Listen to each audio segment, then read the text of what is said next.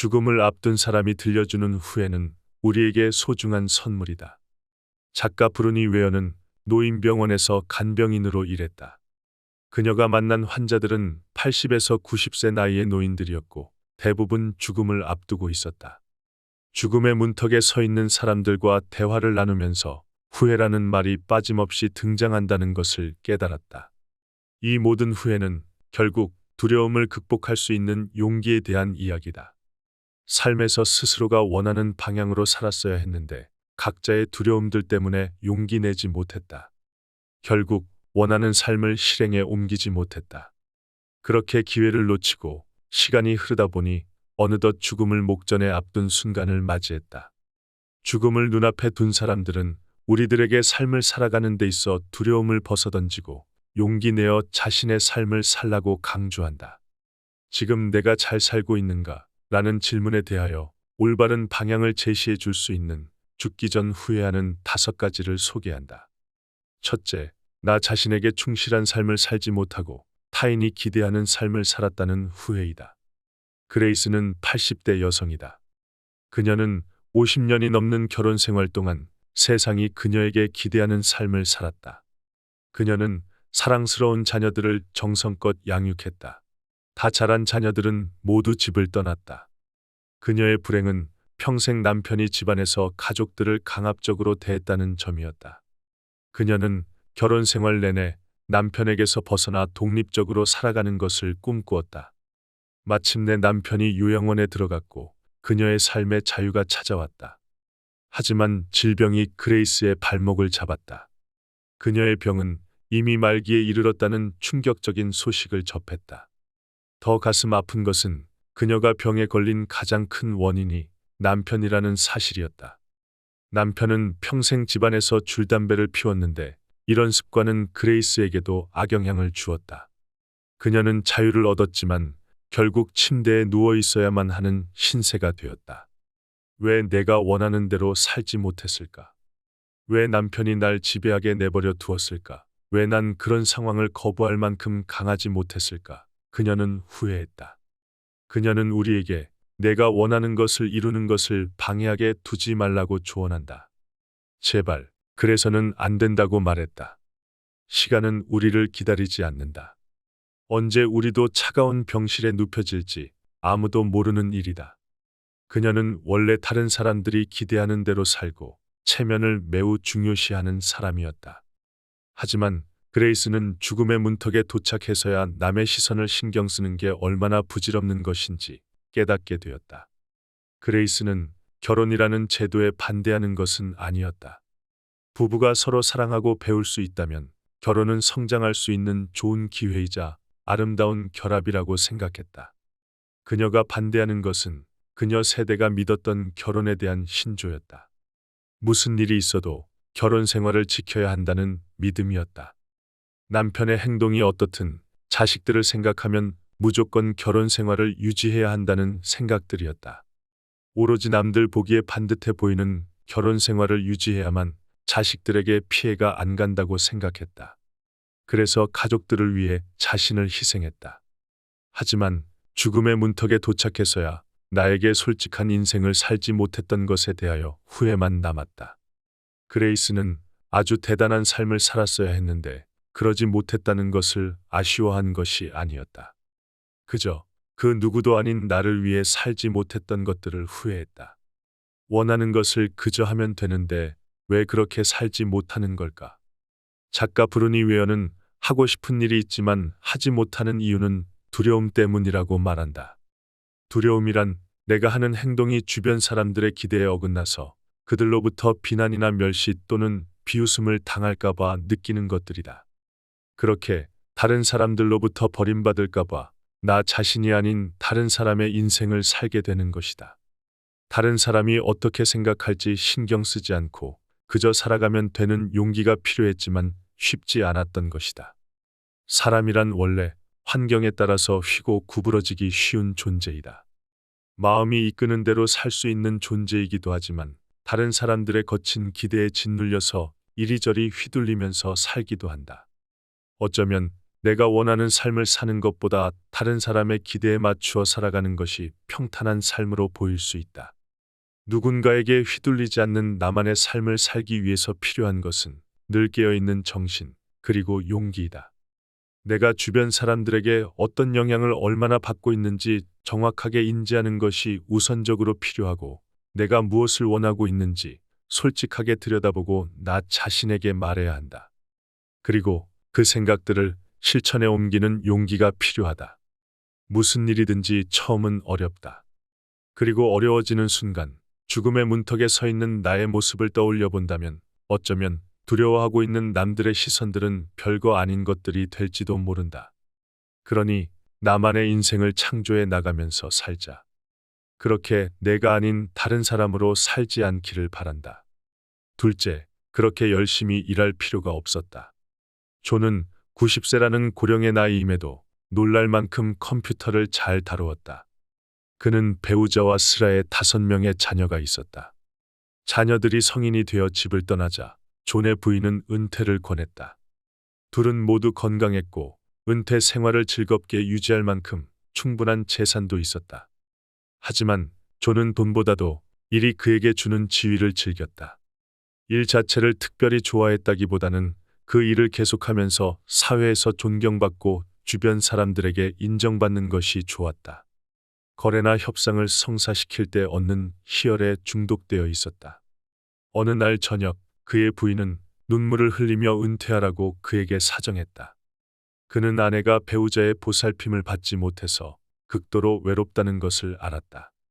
게다가 자신도 그녀와 마찬가지로 이제는 노인이라는 것을 깨달았다. 훌륭한 아내는 인내심을 가지고 남편이 은퇴하기만을 기다려왔다.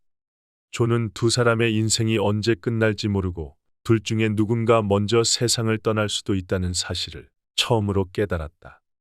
그래서 그는 아내에게 은퇴하겠다고 말했다. 하지만 당장 그만두는 것이 아니라 회사에서 협상 중인 거래를 끝까지 마무리할 수 있는 1년의 시간만 더 일할 수 있게 해달라고 부탁했다. 아내는 남편이 하루라도 빨리 그만두기를 원했지만 마지못해 양보하며 1년만 더 일하는 것에 동의했다. 15년 이상 남편이 은퇴하기를 기다렸는데 1년 더 기다리는 것은 아무것도 아니었다. 존은 자신의 선택이 이기적이라고 느꼈지만 진행 중이던 거래를 성사시켜야만 마음 편하게 은퇴할 수 있을 것 같았다. 그래도 아내는 이제 1년만 기다리면 된다는 생각에 평소에 꿈꿔왔던 은퇴 후의 여행을 위해서 실질적인 계획을 짰다. 그녀는 둘만의 온전한 시간을 꿈꾸며 하루하루를 즐겁게 기다렸다. 하지만 존의 은퇴가 8개월 남았을 때 부인의 건강에 문제가 생겼다. 그녀는 하루가 다르게 고통이 늘어났고 무언가 잘못되었다는 것을 느꼈다. 그녀는 죽어가고 있었다. 결국 그녀는 존이 은퇴하기로 약속한 날에 3달 전에 세상을 떠났다. 존은 아내가 아프다는 것을 알고 바로 일을 그만두었다. 하지만 그의 생활은 외로움과 죄책감으로 가득했다. 오랫동안 죄책감에 시달린 끝에 그는 스스로가 두려움의 인생을 끌려다니고 있다고 인정했다. 그는 지위를 인정받지 못할까봐 두려웠다. 어떤 면에서 사회적 지위가 나 자신을 나타내고 정의한다고 생각했다. 하지만 죽음 앞에서는 이 모든 게 다 부질없는 것들이었다. 우리는 스스로를 입증하기 위해 물질적인 세상에 의존하기도 한다. 다른 사람에게 보여주기 위한 내가 아니라 나의 마음에 비친 자신의 참모습이 중요하다는 것을 깨달았다. 그리고 나중에 일어날 일들만 고민하고 미래를 계획하느라 지금 이 순간 너무 많은 것들을 놓치고 있다. 더 나은 삶을 살기 위해서 열심히 일하는 것이 잘못되었다는 것이 아니다. 문제는 더 높이 올라가고 더 많은 것을 얻기 위한 욕망이 내 마음이 솔직하게 원하는 것을 하지 못하게 방해하는 것에 있다. 내 일을 사랑하고 최선을 다하는 것은 전혀 잘못이 아니다. 다만 인생에는 그보다 훨씬 많은 것들이 있다는 것이다. 가족도 있고 내가 진정 원하는 것들도 있고 나의 건강도 있다. 일이 인생의 전부가 되어도 괜찮은지 스스로에게 끊임없이 물어봐야 한다. 중요한 건 균형이다. 거침없이 성공 가도를 달리고 있고 인생이 성취감으로 충만하여 일에 열중했을 때 잠시 숨을 고르고 주변을 둘러본다. 혹시 내 인생이 한쪽으로 치우쳐져서 무언가를 놓치고 있지는 않은지 스스로에게 물어본다. 지금 이 순간 내 삶을 좀 먹으면서까지 중요하다고 생각하는 일이 있다면 내가 균형을 잘 잡고 있는지 다시 한번 확인해 보자. 나 자신보다 소중한 것은 없다. 죽음 앞에서 서서 그 일이 진짜 중요한 것인지 꼭 한번 확인해 보자. 삶에서 많은 것들을 놓치고 죽기 직전 후회한다고 해도 회한과 슬픔만 남을 뿐이다. 셋째, 내 감정을 주변 사람들에게 충실하게 표현해야 했다. 요제프는 죽음을 앞둔 94세 노인이다. 그는 시한부 선고를 받았고 이제 살아갈 날이 몇 주밖에 남지 않았다. 그의 아들 중 한 명은 근처 교회에 살았고 요제프를 자주 방문했다. 다른 아들들은 멀리 살았고 딸은 외국에 나가 있었다. 요제프는 일하는 것을 정말 좋아했다. 가족을 부양하기 위해서 열심히 일했다. 하지만 그는 일만 하느라 가족들과 함께 시간을 보내지 못한 것을 후회했다. 가장 후회스러운 것은 가족들에게 나에 대해 알 수 있는 기회를 준 적이 없다는 사실이었다. 그는 자신의 감정을 가족들에게 보여주기가 두려웠다. 그래서 가족들과 소통하는 대신에 일만 했다. 가족들과는 늘 거리를 두었다. 가족들과 좀 더 가깝게 지냈어야 했지만 요제프는 말하지 않아도 가족들이 내가 어떤 사람인지 알아줬으면 했다. 요제프는 최근 몇 년 전까지도 스스로가 어떤 사람인지에 대해서 잘 몰랐다. 당연하게도 가족들은 그가 어떤 사람인지 알 수 없었다.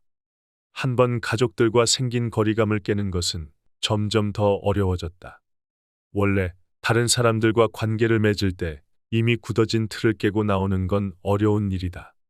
요제프가 느낀 후회는 자녀들과 따뜻한 애정을 나누며 추억을 쌓지 못했다는 점이었다. 요제프는 가족들에게 마음을 열고 솔직해지는 것을 두려워했다.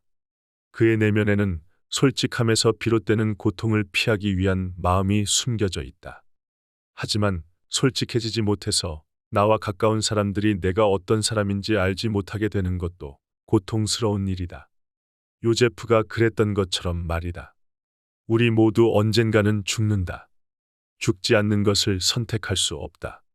하지만 살아있는 동안 어떻게 살아갈지는 선택할 수 있다.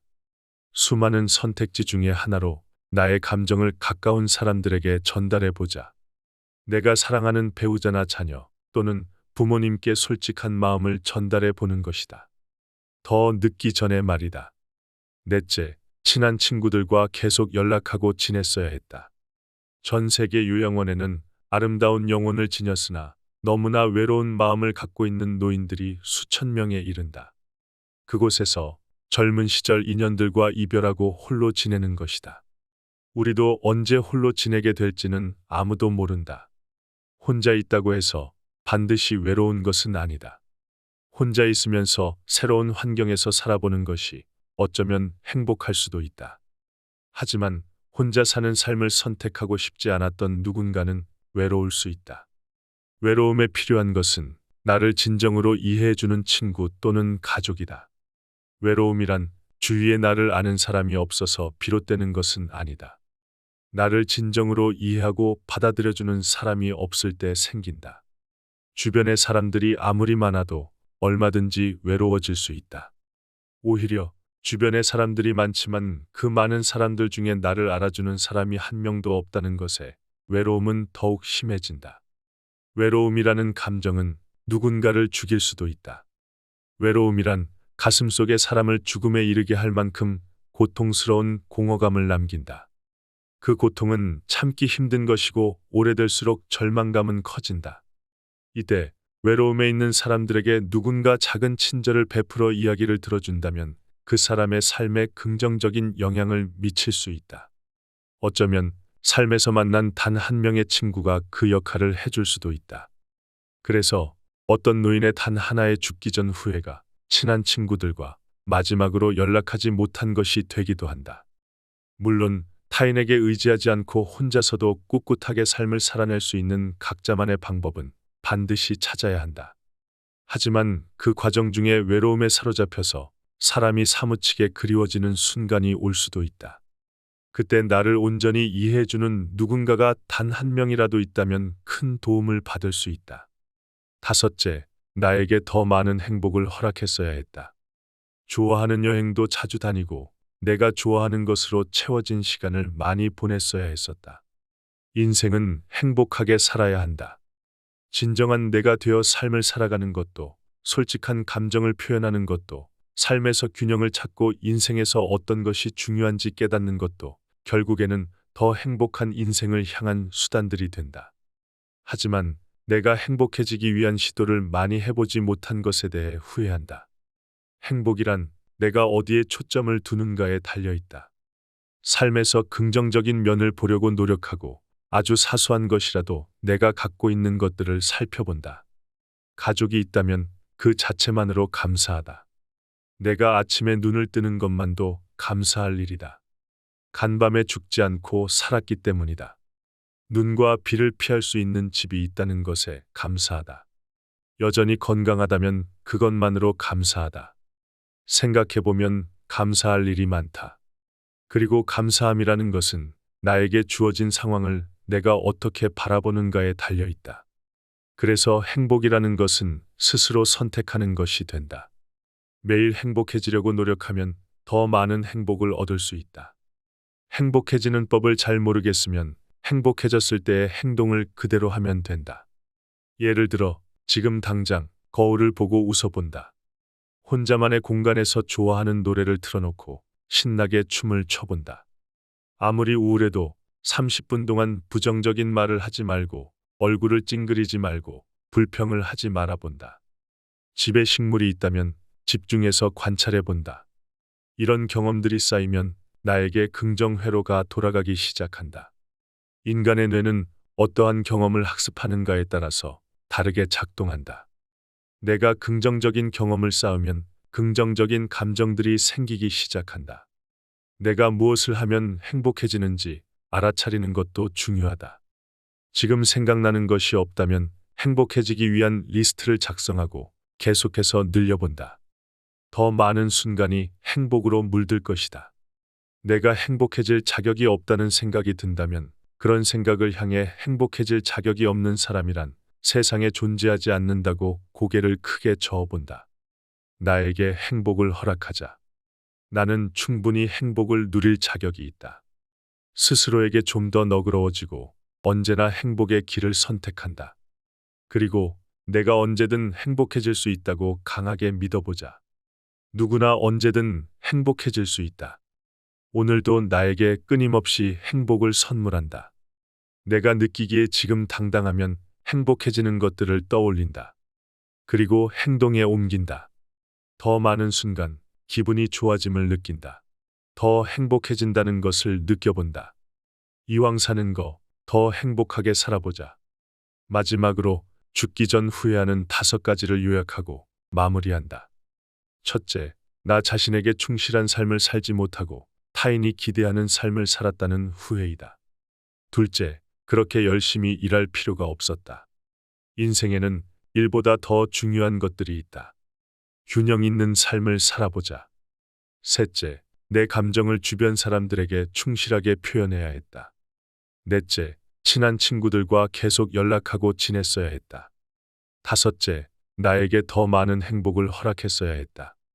후회는 결국 두려움과 용기로 요약된다. 내가 원하는 대로 살지 못하게 만든 것은 내면의 두려움이었고, 후회하지 않기 위해서 필요한 것은 깨어있는 정신과 두려움을 이겨내는 용기다. 죽음을 앞둔 사람이 들려주는 후회는 우리에게 소중한 선물이다. 작가 브루니 웨어는 노인병원에서 간병인으로 일했다. 그녀가 만난 환자들은 80에서 90세 나이의 노인들이었고 대부분 죽음을 앞두고 있었다. 죽음의 문턱에 서 있는 사람들과 대화를 나누면서 후회라는 말이 빠짐없이 등장한다는 것을 깨달았다. 이 모든 후회는 결국 두려움을 극복할 수 있는 용기에 대한 이야기다. 삶에서 스스로가 원하는 방향으로 살았어야 했는데 각자의 두려움들 때문에 용기 내지 못했다. 결국 원하는 삶을 실행에 옮기지 못했다. 그렇게 기회를 놓치고 시간이 흐르다 보니 어느덧 죽음을 목전에 앞둔 순간을 맞이했다. 죽음을 눈앞에 둔 사람들은 우리들에게 삶을 살아가는 데 있어 두려움을 벗어던지고 용기 내어 자신의 삶을 살라고 강조한다. 지금 내가 잘 살고 있는가? 라는 질문에 대하여 올바른 방향을 제시해 줄 수 있는 죽기 전 후회하는 5가지를 소개한다. 첫째, 나 자신에게 충실한 삶을 살지 못하고 타인이 기대하는 삶을 살았다는 후회이다. 그레이스는 80대 여성이다. 그녀는 50년이 넘는 결혼 생활 동안 세상이 그녀에게 기대하는 삶을 살았다. 그녀는 사랑스러운 자녀들을 정성껏 양육했다. 다 자란 자녀들은 모두 집을 떠났다. 그녀의 불행은 평생 남편이 집안에서 가족들을 강압적으로 대했다는 점이었다. 그녀는 결혼 생활 내내 남편에게서 벗어나 독립적으로 살아가는 것을 꿈꾸었다. 마침내 남편이 요양원에 들어갔고 그녀의 삶의 자유가 찾아왔다. 하지만 질병이 그레이스의 발목을 잡았다. 그녀의 병은 이미 말기에 이르렀다는 충격적인 소식을 접했다.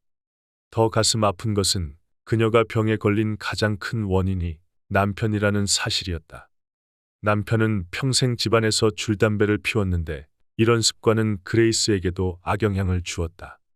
그녀는 자유를 얻었지만 결국 침대에 누워 있어야만 하는 신세가 되었다. 왜 내가 원하는 대로 살지 못했을까?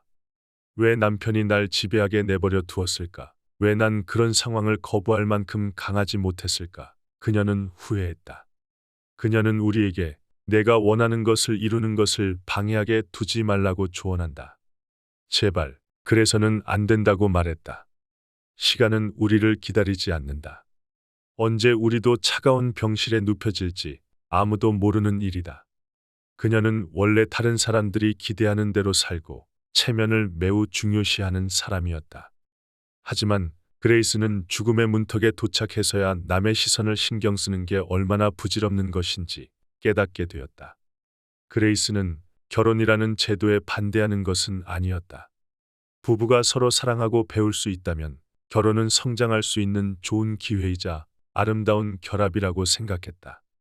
그녀가 반대하는 것은 그녀 세대가 믿었던 결혼에 대한 신조였다. 무슨 일이 있어도 결혼 생활을 지켜야 한다는 믿음이었다. 남편의 행동이 어떻든 자식들을 생각하면 무조건 결혼 생활을 유지해야 한다는 생각들이었다. 오로지 남들 보기에 반듯해 보이는 결혼 생활을 유지해야만 자식들에게 피해가 안 간다고 생각했다. 그래서 가족들을 위해 자신을 희생했다. 하지만 죽음의 문턱에 도착해서야 나에게 솔직한 인생을 살지 못했던 것에 대하여 후회만 남았다. 그레이스는 아주 대단한 삶을 살았어야 했는데 그러지 못했다는 것을 아쉬워한 것이 아니었다. 그저 그 누구도 아닌 나를 위해 살지 못했던 것들을 후회했다. 원하는 것을 그저 하면 되는데 왜 그렇게 살지 못하는 걸까? 작가 브루니 웨어는 하고 싶은 일이 있지만 하지 못하는 이유는 두려움 때문이라고 말한다. 두려움이란 내가 하는 행동이 주변 사람들의 기대에 어긋나서 그들로부터 비난이나 멸시 또는 비웃음을 당할까봐 느끼는 것들이다. 그렇게 다른 사람들로부터 버림받을까봐 나 자신이 아닌 다른 사람의 인생을 살게 되는 것이다. 다른 사람이 어떻게 생각할지 신경 쓰지 않고 그저 살아가면 되는 용기가 필요했지만 쉽지 않았던 것이다. 사람이란 원래 환경에 따라서 휘고 구부러지기 쉬운 존재이다. 마음이 이끄는 대로 살 수 있는 존재이기도 하지만 다른 사람들의 거친 기대에 짓눌려서 이리저리 휘둘리면서 살기도 한다.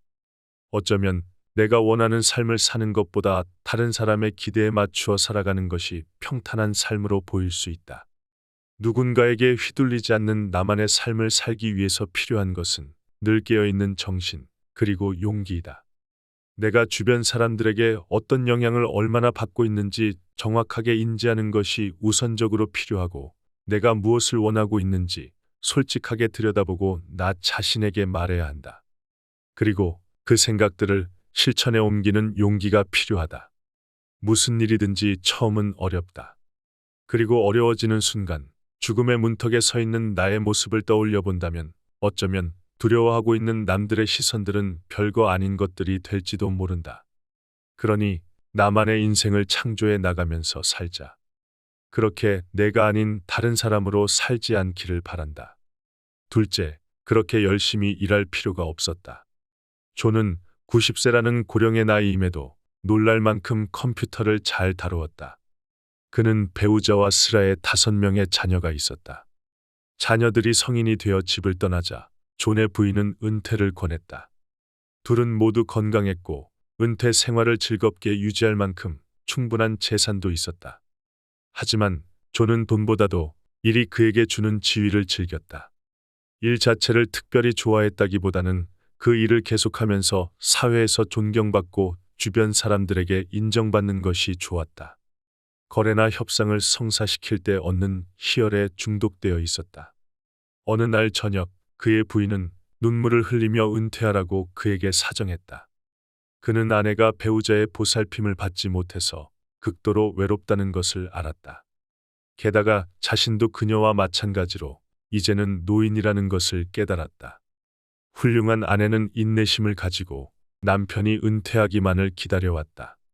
존은 두 사람의 인생이 언제 끝날지 모르고 둘 중에 누군가 먼저 세상을 떠날 수도 있다는 사실을 처음으로 깨달았다. 그래서 그는 아내에게 은퇴하겠다고 말했다. 하지만 당장 그만두는 것이 아니라 회사에서 협상 중인 거래를 끝까지 마무리할 수 있는 1년의 시간만 더 일할 수 있게 해달라고 부탁했다. 아내는 남편이 하루라도 빨리 그만두기를 원했지만 마지못해 양보하며 1년만 더 일하는 것에 동의했다. 15년 이상 남편이 은퇴하기를 기다렸는데 1년 더 기다리는 것은 아무것도 아니었다. 존은 자신의 선택이 이기적이라고 느꼈지만 진행 중이던 거래를 성사시켜야만 마음 편하게 은퇴할 수 있을 것 같았다. 그래도 아내는 이제 1년만 기다리면 된다는 생각에 평소에 꿈꿔왔던 은퇴 후의 여행을 위해서 실질적인 계획을 짰다. 그녀는 둘만의 온전한 시간을 꿈꾸며 하루하루를 즐겁게 기다렸다. 하지만 존의 은퇴가 8개월 남았을 때 부인의 건강에 문제가 생겼다. 그녀는 하루가 다르게 고통이 늘어났고 무언가 잘못되었다는 것을 느꼈다. 그녀는 죽어가고 있었다. 결국 그녀는 존이 은퇴하기로 약속한 날에 3달 전에 세상을 떠났다. 존은 아내가 아프다는 것을 알고 바로 일을 그만두었다. 하지만 그의 생활은 외로움과 죄책감으로 가득했다. 오랫동안 죄책감에 시달린 끝에 그는 스스로가 두려움의 인생을 끌려다니고 있다고 인정했다. 그는 지위를 인정받지 못할까봐 두려웠다. 어떤 면에서 사회적 지위가 나 자신을 나타내고 정의한다고 생각했다. 하지만 죽음 앞에서는 이 모든 게 다 부질없는 것들이었다. 우리는 스스로를 입증하기 위해 물질적인 세상에 의존하기도 한다. 다른 사람에게 보여주기 위한 내가 아니라 나의 마음에 비친 자신의 참모습이 중요하다는 것을 깨달았다. 그리고 나중에 일어날 일들만 고민하고 미래를 계획하느라 지금 이 순간 너무 많은 것들을 놓치고 있다. 더 나은 삶을 살기 위해서 열심히 일하는 것이 잘못되었다는 것이 아니다. 문제는 더 높이 올라가고 더 많은 것을 얻기 위한 욕망이 내 마음이 솔직하게 원하는 것을 하지 못하게 방해하는 것에 있다. 내 일을 사랑하고 최선을 다하는 것은 전혀 잘못이 아니다. 다만 인생에는 그보다 훨씬 많은 것들이 있다는 것이다. 가족도 있고 내가 진정 원하는 것들도 있고 나의 건강도 있다. 일이 인생의 전부가 되어도 괜찮은지 스스로에게 끊임없이 물어봐야 한다. 중요한 건 균형이다. 거침없이 성공 가도를 달리고 있고 인생이 성취감으로 충만하여 일에 열중했을 때 잠시 숨을 고르고 주변을 둘러본다. 혹시 내 인생이 한쪽으로 치우쳐져서 무언가를 놓치고 있지는 않은지 스스로에게 물어본다. 지금 이 순간 내 삶을 좀먹으면서까지 중요하다고 생각하는 일이 있다면 내가 균형을 잘 잡고 있는지 다시 한번 확인해 보자. 나 자신보다 소중한 것은 없다. 죽음 앞에서 서서 그 일이 진짜 중요한 것인지 꼭 한번 확인해 보자. 삶에서 많은 것들을 놓치고 죽기 직전 후회한다고 해도 회한과 슬픔만 남을 뿐이다. 셋째, 내 감정을 주변 사람들에게 충실하게 표현해야 했다. 요제프는 죽음을 앞둔 94세 노인이다. 그는 시한부 선고를 받았고 이제 살아갈 날이 몇 주밖에 남지 않았다. 그의 아들 중 한 명은 근처 교회에 살았고 요제프를 자주 방문했다. 다른 아들들은 멀리 살았고 딸은 외국에 나가 있었다. 요제프는 일하는 것을 정말 좋아했다. 가족을 부양하기 위해서 열심히 일했다. 하지만 그는 일만 하느라 가족들과 함께 시간을 보내지 못한 것을 후회했다. 가장 후회스러운 것은 가족들에게 나에 대해 알 수 있는 기회를 준 적이 없다는 사실이었다. 그는 자신의 감정을 가족들에게 보여주기가 두려웠다. 그래서 가족들과 소통하는 대신에 일만 했다. 가족들과는 늘 거리를 두었다. 가족들과 좀 더 가깝게 지냈어야 했지만 요제프는 말하지 않아도 가족들이 내가 어떤 사람인지 알아줬으면 했다. 요제프는 최근 몇 년 전까지도 스스로가 어떤 사람인지에 대해서 잘 몰랐다. 당연하게도 가족들은 그가 어떤 사람인지 알 수 없었다. 한 번 가족들과 생긴 거리감을 깨는 것은 점점 더 어려워졌다. 원래 다른 사람들과 관계를 맺을 때 이미 굳어진 틀을 깨고 나오는 건 어려운 일이다. 요제프가 느낀 후회는 자녀들과 따뜻한 애정을 나누며 추억을 쌓지 못했다는 점이었다. 요제프는 가족들에게 마음을 열고 솔직해지는 것을 두려워했다. 그의 내면에는 솔직함에서 비롯되는 고통을 피하기 위한 마음이 숨겨져 있다. 하지만 솔직해지지 못해서 나와 가까운 사람들이 내가 어떤 사람인지 알지 못하게 되는 것도 고통스러운 일이다. 요제프가 그랬던 것처럼 말이다. 우리 모두 언젠가는 죽는다. 죽지 않는 것을 선택할 수 없다. 하지만 살아있는 동안 어떻게 살아갈지는 선택할 수 있다. 수많은 선택지 중에 하나로 나의 감정을 가까운 사람들에게 전달해 보자. 내가 사랑하는 배우자나 자녀 또는 부모님께 솔직한 마음을 전달해 보는 것이다. 더 늦기 전에 말이다. 넷째, 친한 친구들과 계속 연락하고 지냈어야 했다. 전 세계 요양원에는 아름다운 영혼을 지녔으나 너무나 외로운 마음을 갖고 있는 노인들이 수천 명에 이른다. 그곳에서 젊은 시절 인연들과 이별하고 홀로 지내는 것이다. 우리도 언제 홀로 지내게 될지는 아무도 모른다. 혼자 있다고 해서 반드시 외로운 것은 아니다. 혼자 있으면서 새로운 환경에서 살아보는 것이 어쩌면 행복할 수도 있다. 하지만 혼자 사는 삶을 선택하고 싶지 않았던 누군가는 외로울 수 있다. 외로움에 필요한 것은 나를 진정으로 이해해주는 친구 또는 가족이다. 외로움이란 주위에 나를 아는 사람이 없어서 비롯되는 것은 아니다. 나를 진정으로 이해하고 받아들여주는 사람이 없을 때 생긴다. 주변의 사람들이 아무리 많아도 얼마든지 외로워질 수 있다. 오히려 주변에 사람들이 많지만 그 많은 사람들 중에 나를 알아주는 사람이 한 명도 없다는 것에 외로움은 더욱 심해진다. 외로움이라는 감정은 누군가를 죽일 수도 있다. 외로움이란 가슴속에 사람을 죽음에 이르게 할 만큼 고통스러운 공허감을 남긴다. 그 고통은 참기 힘든 것이고 오래될수록 절망감은 커진다. 이때 외로움에 있는 사람들에게 누군가 작은 친절을 베풀어 이야기를 들어준다면 그 사람의 삶에 긍정적인 영향을 미칠 수 있다. 어쩌면 삶에서 만난 단 한 명의 친구가 그 역할을 해줄 수도 있다. 그래서 어떤 노인의 단 하나의 죽기 전 후회가 친한 친구들과 마지막으로 연락하지 못한 것이 되기도 한다. 물론 타인에게 의지하지 않고 혼자서도 꿋꿋하게 삶을 살아낼 수 있는 각자만의 방법은 반드시 찾아야 한다. 하지만 그 과정 중에 외로움에 사로잡혀서 사람이 사무치게 그리워지는 순간이 올 수도 있다. 그때 나를 온전히 이해해주는 누군가가 단 한 명이라도 있다면 큰 도움을 받을 수 있다. 다섯째, 나에게 더 많은 행복을 허락했어야 했다. 좋아하는 여행도 자주 다니고 내가 좋아하는 것으로 채워진 시간을 많이 보냈어야 했었다. 인생은 행복하게 살아야 한다. 진정한 내가 되어 삶을 살아가는 것도, 솔직한 감정을 표현하는 것도, 삶에서 균형을 찾고 인생에서 어떤 것이 중요한지 깨닫는 것도 결국에는 더 행복한 인생을 향한 수단들이 된다. 하지만 내가 행복해지기 위한 시도를 많이 해보지 못한 것에 대해 후회한다. 행복이란 내가 어디에 초점을 두는가에 달려있다. 삶에서 긍정적인 면을 보려고 노력하고 아주 사소한 것이라도 내가 갖고 있는 것들을 살펴본다. 가족이 있다면 그 자체만으로 감사하다. 내가 아침에 눈을 뜨는 것만도 감사할 일이다. 간밤에 죽지 않고 살았기 때문이다. 눈과 비를 피할 수 있는 집이 있다는 것에 감사하다. 여전히 건강하다면 그것만으로 감사하다. 생각해보면 감사할 일이 많다. 그리고 감사함이라는 것은 나에게 주어진 상황을 내가 어떻게 바라보는가에 달려 있다. 그래서 행복이라는 것은 스스로 선택하는 것이 된다. 매일 행복해지려고 노력하면 더 많은 행복을 얻을 수 있다.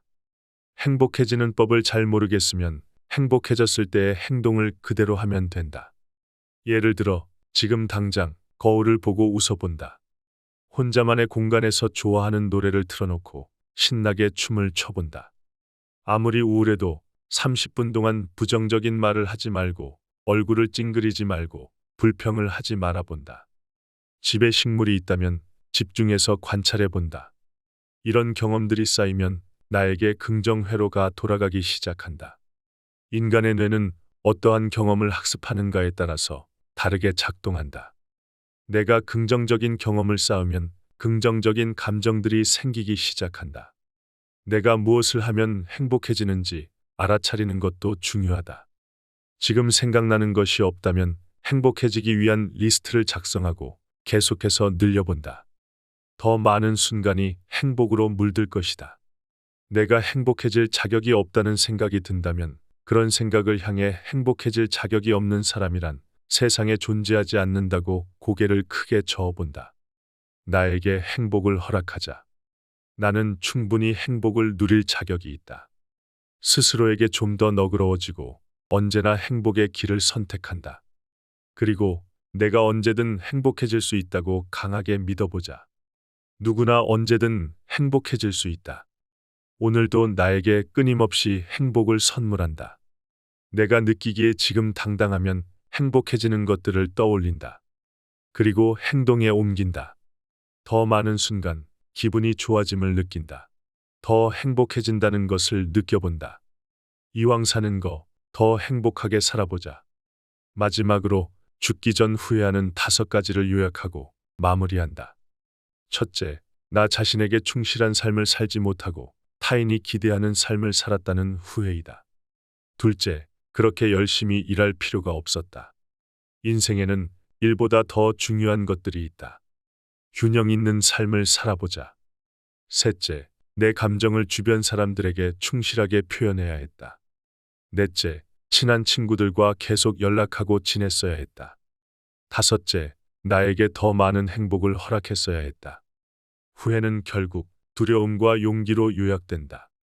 내가 원하는 대로 살지 못하게 만든 것은 내면의 두려움이었고, 후회하지 않기 위해서 필요한 것은 깨어있는 정신과 두려움을 이겨내는 용기다.